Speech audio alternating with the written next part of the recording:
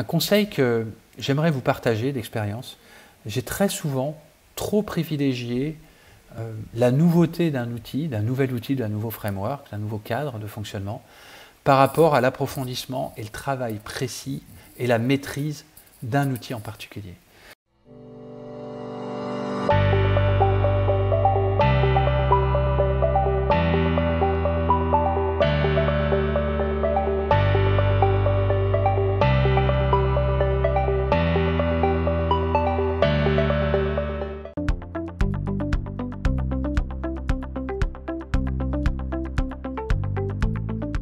Maintenant, j'aimerais vous partager un deuxième outil.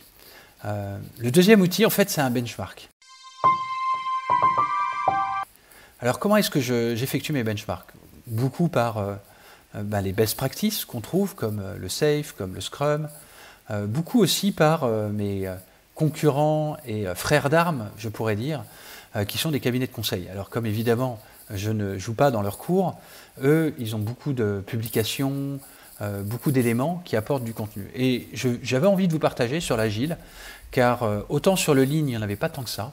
Il y avait peu de livres, il y en avait quelques-uns chez McKinsey que je n'ai pas voulu partager plus que ça, parce qu'en fait, ils les partageaient assez peu à l'origine, ils les gardaient plutôt pour eux. Et maintenant, sur l'agile, on voit quelque chose de différent. On voit que la plupart de ces structures qui vendent du conseil, des accompagnements, de la formation, du coaching agile, eh bien en fait, ont beaucoup communiqué dessus, et vous avez un exemple ici de BCG, de Bearing Point, Capgemini, McKinsey, Octo. Si vous voulez aller chez eux, allez-y. Mais en tout cas, l'intention pour moi n'est pas de vous conduire dans leurs bras, c'est de dire, tiens, parmi ceux-là, quelle source d'inspiration on peut utiliser pour nous. Et en fait, comment est-ce que je fais? Je vais chercher leurs différents documents, je me renseigne sur les vidéos aussi qu'ils sortent, et puis je regarde, tiens, quels sont les faits communs, et quels sont les messages clés qui sont pertinents, qu'on peut utiliser et sur lesquels on peut se référer. Et qu'est-ce que j'ai découvert? C'est que la plupart des démarches agiles tournent autour des mêmes principes, qu'on va voir juste après, qu'on a déjà vus, les principes agiles, les valeurs agiles.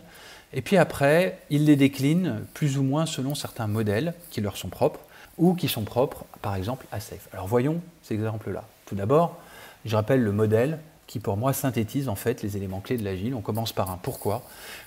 Comme j'ai démarré le premier webinaire, la première série en fait sur l'agilité. L'agile est un terme génial dans une situation où les contraintes, où les enjeux augmentent, où il y a besoin d'être de plus en plus flexible. Donc il y a cette magie du mot, donc cette finalité, comment est-ce que je peux être agile en termes de comportement, en termes de mindset, mais aussi en termes de management, en termes de processus, en termes d'activité, en termes d'organisation. Ensuite, il y a les 4 valeurs qu'on a déjà vues qui permettent de contrebalancer la lourdeur d'une organisation, on pourrait dire management 1.0 ou 2.0, hiérarchique, avec des process, avec des standards, avec des modes opératoires, et qui pourra progressivement contrebalancer, non pas oublier, mais contrebalancer, et surtout mettre en priorité l'humain, la réponse aux besoins, le fait d'interagir avec les clients et avec les besoins. Enfin, il y a les 12 principes qui en déclinent, et je vous invite à retourner vers la première vidéo qui parle justement de ces valeurs et de ces principes. Et après, il y a des frameworks, des cadres. Et là, vous en avez plusieurs. Vous avez des frameworks et des canevas. Je vous ai parlé du business model Canva, qui pour moi, même si ce n'est pas le cœur de l'agile, est un vrai complément à l'agile. Il y a aussi le SAFe qu'on a abordé et le Scrum qui est un autre framework. Évidemment, il y a d'autres frameworks, il y a l'extreme programming. Et on va voir ici qu'il y a des frameworks qui ont été créés par des structures de conseil ou par des experts sur l'agile. Un des frameworks aussi que je vous ai partagé, c'est celui sur le mindset agile lorsqu'on a parlé des 4 dimensions d'un mindset agile au cours de ces vidéos. Et enfin, il y a des pratiques et des outils très concrets. On pourrait reprendre les outils du Jürgen Opaleo, ce sont des exemples d'outils. Il y a la rétrospective qui est un autre outil, le principe de l'itération, du sprint. Donc tous ces outils-là vont nous aider, avec des outils comme on a vu de roadmap, de parcours client, d'empathie, à développer cette culture en fait d'agilité au sein de notre équipe et de nos organisations. Un conseil que j'aimerais vous partager d'expérience, j'ai très souvent trop privilégié la nouveauté d'un nouveau framework, d'un nouveau cadre de fonctionnement, par rapport à l'approfondissement et le travail précis et la maîtrise d'un outil en particulier. Et je vous invite à vraiment plonger dedans et vous dire, tiens, pour moi, qu'est-ce qui est le plus important? Est-ce que c'est d'avoir 50 outils, mais finalement n'utiliser que 2-3, ou au contraire de focaliser sur 2-3 outils et être très bon dedans, et voir que ça change, et du coup ça fait un effet un momentum itératif, boule de neige pour que les autres outils viennent. Et avec l'expérience, j'ai réalisé, alors j'ai voulu d'abord accompagner des Lean Six Sigma Green Belt, Black Belt, des agiles Master de haut niveau. Mais en fait, ceux-là, ils utilisent très très peu d'outils de manière hyper régulière et intégrée. Et ces outils-là font toute la différence. Donc je vous invite à réfléchir sur l'ensemble de ces vidéos sur l'agilité. C'est quoi les 4, 5 ou 2, 3 outils que vous avez le plus retenus et peut-être que vous avez déjà commencé à mettre en œuvre et qui feront la différence et qui vous permettront d'ouvrir le scan à vos collègues, à vos collaborateurs, à vos clients, à vos partenaires sur les outils qui suivent. Inutile d'avoir un framework trop dense si vous ne savez pas mettre en œuvre les premières bases des premiers outils. Donc ça, c'est vraiment un conseil. Alors voyons maintenant ce que les structures, par exemple, recommandent. BCG, ici, on voit une démarche en 5 étapes qui permet de lancer une catégorie agile. Donc c'est assez classique, hein. On fait un pilote, on s'engage après le pilote, on cadre le process, on design la démarche, la nouvelle structure, l'organisation, et puis après on prépare et puis on itère. Donc c'est intéressant parce que avant, dans le Lean ou le Lean Six Sigma, ces grands cabinets de conseil, quand je dis grand, c'est par la taille notamment et par l'impact international et la notoriété aussi qu'ils ont développé, donc ils sont une forme de référence. Ils parlaient de déploiement et maintenant on va voir que tout leur déploiement, ils ont transformé le terme déploiement en terme itération. J'itère et je renforce. Donc en fait, on avait déjà cette notion d'itération par le passé, mais c'est juste qu'on a remis une dimension agile dedans. Donc voilà un premier exemple que je vous invite à approfondir si vous le souhaitez. Enfin, Bearing Point fait la comparaison entre une structure waterfall classique, hiérarchique, conventionnelle, structurée dans le temps, comme les grands programmes de RP qu'on avait encore il y a 10 ans et qu'on a encore peut-être en partie aujourd'hui, et puis la structure agile. Alors je ne vais pas aller beaucoup plus dans le détail, mais il relève les clés, les critères agiles. Et puis ici, ils ont une approche assez intéressante, les 3D, le Dance, le Define et le Develop, qui permettent de développer un vrai coaching, un vrai mentoring avec une roadmap et un accompagnement. Bon, pourquoi pas. On voit qu'on commence par danser, on voit si on veut danser ensemble, après on design et puis on développe, c'est assez proche de ce que fait BCG, mais cette fois-ci en 3 étapes au lieu de 5. Enfin, Capgemini a repris, alors Capgemini c'est un des 2 cabinets où j'ai vu le plus d'éléments, donc c'est intéressant. Capgemini c'est basé notamment sur le SAFe, et vous allez voir, j'aime bien la manière dont, et vous allez peut-être apprécier aussi la manière dont ils présentent le SAFe. Je crois qu'ils ont énormément de certifiés et qu'ils accompagnent beaucoup de structures à passer sur le SAFe. Alors vous connaissez mon avis sur le SAFe, et je vous invite à faire le vôtre. Il est bien, mais il est peut-être un peu lourd. Bon, c'est une vraie référence, très bien marketée, en open source, sauf pour les formations certifiantes. Mais en fait, c'est bien d'avoir déjà ce cadre de référence. Donc, plutôt que de tirer sur ce qui existe, remercions déjà et ajustons par rapport à notre besoin sans en faire un impératif. Donc on voit la structure waterfall en haut, avec l'analyse, le développement, le test. Et on voit en bas qu'on va tester de manière beaucoup plus rapide en fait, et on va rajouter des fonctionnalités notamment sur les process, sur les comportements, sur le management, sur l'organisation. Autre approche, et là je vais vous en sortir plusieurs parce que j'ai vraiment aimé leur visuel que je trouve assez synthétique et intéressant. Donc il y a la phase pilote, donc toujours pareil, on va tester comme on faisait dans le Lean, hein, sur une organisation dans une grande structure, par exemple d'une centaine de personnes. On va tester les équipes, les 5, 10 équipes de cette organisation de 80-100 personnes. Puis quand on l'aura validé, on va pouvoir déployer et on va voir que la culture va permettre de rajouter des coachs, des fonctions transverses, des fonctions notamment, comme on l'a vu, de Agile Tribe Leader, d'ingénieur Release Train, de RTE, voilà, Release Train Engineer. Donc entre le français et l'anglais, c'est pas forcément simple. Donc de rajouter progressivement les fonctions en fonction de l'envergure du déploiement au sein de l'organisation. Enfin, ils le font par sprint. Donc ça, c'est les termes. Si vous parlez agile, il faut absolument que vous parliez d'itération. Il faut absolument que vous parliez de sprint. Un sprint, c'est 2-3 semaines dans le développement, mais un sprint en termes de transformation de l'organisation, c'est plutôt de l'ordre de 2-3 mois, comme dans le Lean et dans les démarches de transformation de l'excellence opérationnelle, on avait cette dynamique de pouvoir transformer dans la durée.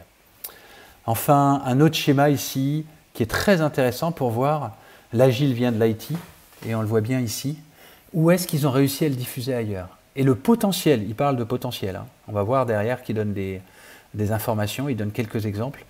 Eh bien, les sales sont une des fonctions qui peut le plus facilement aller sur l'agile. Pareil, le business développement. Bon, c'est des fonctions qui vont aller chercher du business. Product développement, marketing et communication. Ce sont les fonctions, selon cette analyse, qui sont les plus, on va dire, volontaires et open, ouvertes à aller vers l'agile. Mais pourquoi? C'est des fonctions qui veulent vendre. Ils vendent quoi? Des nouveaux produits, des nouveaux services. Donc ils vont être énormément dans ce mindset de vouloir aller vite. Donc on est vraiment dans cette partie de l'organisation qui a besoin de développer le business, d'aller vite, de développer de nouveaux produits, d'être dans le build. Et de l'autre côté, on a l'IT, qui a un potentiel, les RH, les services, parce que ce sont des fonctions qui ne sont pas dans le hardware, dans l'industriel, dans la prod pure et dure, ce sont des fonctions de service, de support, et procurement, les achats, etc. Alors on a quand même les opérations qui peuvent y aller, et puis à la fin, la legal et compliance, logistics, etc. Donc vraiment intéressant à analyser quelle est la propension des parties de l'organisation, des fonctions qui sont les plus intéressantes. Enfin, ils ont créé évidemment un framework à eux, sur la culture, le leadership, les outils, et puis les process et l'organisation. Alors évidemment, tous les frameworks, et on va en voir un autre après, se ressemblent beaucoup et reprennent les mêmes idées. Enfin, il vous parle des mythes sur l'agile. Je vous invite à télécharger le livre et à les lire, je ne vais pas tous les lire, mais des mythes en fonction du niveau de leadership, du niveau, on va dire, plus de l'organisation et du niveau de l'équipe. Comment est-ce que chacun... l'agile, ce n'est pas la panacée, comme le lean n'était pas la panacée, comme aucune solution n'est la panacée, mais en même temps, ça vous apporte des éléments concrets. Si on poursuit, j'aime beaucoup la partie culturelle. Donc dans la partie culturelle, il voit comment au niveau leadership, on peut changer l'état d'esprit agile, et au niveau des équipes, donc on a toujours ces deux dimensions. Comment est-ce qu'on fait en sorte que les équipes se l'approprient, que le leadership conduit, soit un catalyseur du changement. Et encore une fois, des exemples du lean agile en dehors de l'IT. Donc on a ce besoin de valider que ça marche en dehors de l'IT. On voit les exemples ici. Il y a ING, par exemple, dans la banque, Campbell, au niveau de développement de nouveaux produits, Sales and Marketing, Legal and Customer Services. Et quand on regarde ces 5 dimensions, ce que l'on réalise, c'est que ING est très connu, c'est un des promoteurs, mais il n'y a pas beaucoup en fait, de cas et d'exemples qui ont vraiment basculé dans l'agile en dehors de l'IT. En tout cas, c'est... j'ai peut-être un point de vue biaisé là-dessus, mais on en voit encore relativement peu. Donc je vous invite à approfondir et à vous faire votre propre avis. Enfin, les practices, c'est-à-dire les pratiques que vous mettez en œuvre qui marchent de manière efficace, donc comme par exemple collocating teams, donc de mettre les équipes ensemble, de faire un plateau où elles peuvent travailler ensemble, de définir les contrats de travail entre les personnes, c'est les accords sur lesquels ils vont se baser, ne pas ignorer les cultures, les limites et les manières de fonctionner en termes de culture. Bon, on retrouve reworder ce qui existait dans la conduite du changement il y a 20 ans et dans tout ce qu'on voit dans la transformation, agile ou pas. Enfin, une des pages qui me plaît le plus, on retrouve la structure agile, leur propre framework à gauche, en haut à gauche. Mais surtout, ici, il y a énormément d'éléments, je vous les présente rapidement, mais je vous invite à vraiment télécharger le livre et le regarder dans le détail si ça vous intéresse. Parce que vous voyez bien comment ils définissent les trains, les équipes, le programme incrément qu'on a vu, le PI Planning, Program Implement Planning, qui a lieu tous les 2-3 mois, et puis les releases qui permettent de livrer. En fait, ils ont intégré, ils se sont appropriés, ils ont revisualisé ce qui est dans le SAFe, mais avec leur propre solution, et je trouve que c'est fait de manière fluide et pertinente. Ces différents niveaux, notamment de portfolio management, et puis de gestion des équipes sur le terrain, donc il y a vraiment cette déclinaison stratégique. Il y a aussi cette notion ici de team level avec les trains, comment ça fonctionne. Enfin, alors je ne l'ai pas mis assez grand, mais les niveaux de maturité des équipes agiles, très intéressant à regarder. Et puis la notion des portefeuilles, des épiques qu'on trouve tout en haut, les fameuses épopées. Les value streams, donc on retrouve le SAFe, en fait, qui a été rewardé, qui a été refait à leur source. D'ailleurs, ils assument clairement, vous le voyez en haut, qu'ils se basent sur le SAFe. Donc si vous voulez faire du SAFe, en tout cas, les présentations de Capgemini sur le sujet sont bonnes. Enfin, last but not least, après Capgemini, McKinsey. McKinsey, dont beaucoup d'exécutifs apprécient le design épuré, un peu à la Apple. Donc vous voyez ici comment ils présentent. En fait, j'aime bien, leurs schémas sont vraiment très simples, comment les équipes fonctionnent les unes par rapport aux autres. Et puis il y a aussi la pyramide. Mais dans l'idée, il y a cette notion d'équipe qui sont intégrés dans une plus grande organisation et puis qu'on voit aussi au niveau des pyramides et puis ils vous donnent les clés, il faut travailler sur la stratégie. Donc, on retrouve les 7 S de McKinsey, on retrouve le framework qu'on a vu chez Capgemini, donc c'est en fait assez proche. Enfin, vous avez ces présentations de tribe lead, d'organisation, comment est-ce qu'on développe ces rôles progressivement. vous avez une transformation sur 4 dimensions, vous avez les 5 étapes ici pour pouvoir y aller. Il y a un très beau livre qui s'appelle Beyond Performance 2.0 qui présente cela et les composants sur lesquels vous pouvez combiner. Donc si vous posez des questions, mais comment je peux déployer? Moi, une de mes sources d'inspiration, clairement, est d'aller regarder mes confrères, d'aller voir comment ils le présentent. Ça me permet aussi de grandir, de benchmarker par rapport à mes propres approches, celles que je vois dans les organisations. Bon, il faut garder à l'esprit que c'est marketé, donc c'est tout beau, tout est gentil, ça marche du premier coup. Après, sur le terrain, c'est plus complexe. Et ce qui compte, c'est pas la slide, c'est le changement. C'est pas l'image, c'est pas le visuel. Ça donne une représentation mentale de la cible et ça aide. Mais après, il faut l'assumer, il faut être sur le terrain, il faut être opérationnel et puis il faut gérer les frustrations, les changements qu'il y a. Mais en tout cas, moi je vous invite à approfondir ces livres que je vous ai proposés au début. Enfin, un autre exemple qui est celui d'Octo, Octo Technologies. Alors Octo Technologies est un des grands pourvoyeurs, je crois que maintenant c'est une société d'Accenture, je crois, de mémoire, et c'est un des premiers pourvoyeurs de coach agile et de Scrum Master, donc ils sont un peu comme les autres cabinets que je vous ai présentés, ils vous apportent de la valeur. J'aime bien par contre le livre aussi qu'ils ont sorti, que je trouve dans un schéma ludique avec des dessins comme on a chez Reinventing Organizations, que je vous présenterai très brièvement après. D'abord, il vous parle de l'histoire d'Octo, qui est intéressante, c'est l'histoire d'Internet, comment ils ont évolué, les 5 recettes, qui sont un peu leurs 5 manières de faire, comment nous prenons des décisions, intéressant.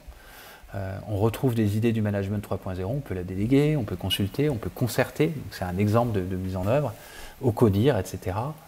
Puis après, il y a la boîte à outils pour les réunions, ça paraît très simple, hein. Mais en fait, je pense que c'est vraiment bien réfléchi, et puis vous avez l'intention, je serai content si, la lecture en commun, le planning poker, qui est un peu comme le delegation poker, le bâton de parole pour se répartir la parole, la boîte à meux pour arrêter. Donc en fait, c'est la combinaison de bonnes idées, et j'imagine qu'ils ne les utilisent pas toutes, mais qu'il y en a certaines qui fonctionnent bien, comme le ROTI, le Return on Time Invested. Et enfin, devez-vous vraiment organiser une réunion? Ce schéma décisionnel est vraiment intéressant. Est-ce qu'on en a vraiment besoin et avec qui et quels objectifs on peut fixer pour pouvoir être efficace? Encore une fois, ce sont des outils très simples, mais incarnés, assumés et diffusés qui font la différence au sein d'une organisation.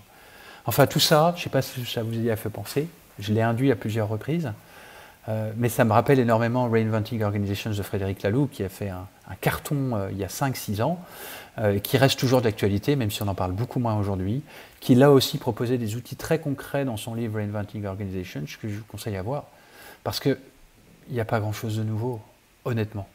C'est juste qu'il y a des organisations qui ont réussi à arriver, qui, pour certaines, l'ont incarné un peu plus au sein de l'organisation, ont fait cette transformation, ce qui permet d'aller plus loin, qui l'ont assumé. Mais il y a toujours des questions de résistance, de frein, notamment au niveau senior leadership, tout comme au niveau terrain, qui font que ce n'est pas forcément simple. Donc les 5 niveaux de Frédéric Laloux, que ce soit le premier niveau impulsif, clanique, le deuxième niveau traditionnel, conventionnel, le troisième de performance, que je mets derrière le management 1.0, le vert, le pluraliste, orienté selon les valeurs, les familles, c'est le management 2.0 et le management 3.0 de notre ami Jürgen Appelo, c'est le Reinventing Organization des organisations en panne. Ça ne change pas. Donc le plus on ira voir de livres, et je l'ai validé dans des dizaines, voire des centaines de livres sur les organisations, etc., c'est toujours la même chose. La différence, elle se fait quand on pratique les outils, quand on voit les résultats.